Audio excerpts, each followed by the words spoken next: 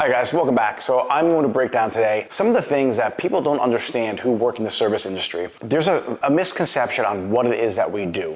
When you are working behind the chair as a hairstylist, you are responsible for a lot of different things.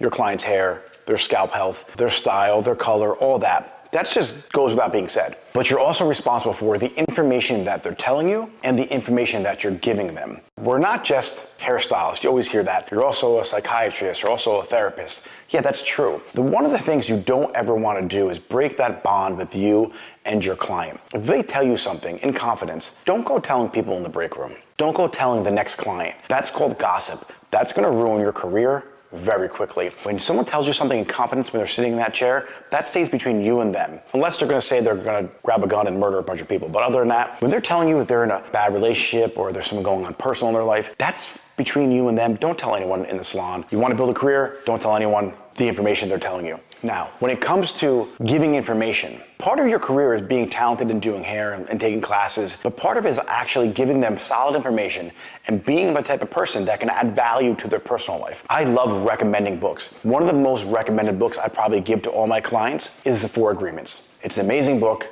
Another book is Untethered Soul. Another one could be How to Win Friends and Influence People. There's a lot of things that I do personally in terms of self-development to be able to not have my outside stress to affect me in the salon. That's a very important trait for you to get as a stylist. But when it comes to your client, it's important for you to be there for them emotionally and physically with their hair and all that. But if they can leave the salon and you solve the problem for them by either recommending a really good book or giving them a tip that they might work really well on an interview that you learned from a book or a course that you took on self-development and brand, that person is going to now value you more than just their hair. I've always said this in the past. We're talking about building a brand here. Everyone has their own brand inside of the salon and the brand of the salon itself. If you are able to add value to your clients, to the salon, you're going to be, guess what? Valuable. You're going to be able to charge more money. You're going to be able to make an environment around you that makes you happy. So if everyone around you comes to you for advice, you're going to be able to increase your likability. So if you are a okay hairdresser, if you're an okay stylist, let's say, you don't suck, you're good, but you're super nice and you're really smart outside of just doing hair, you're going to build up faster than the person who has a really bad attitude and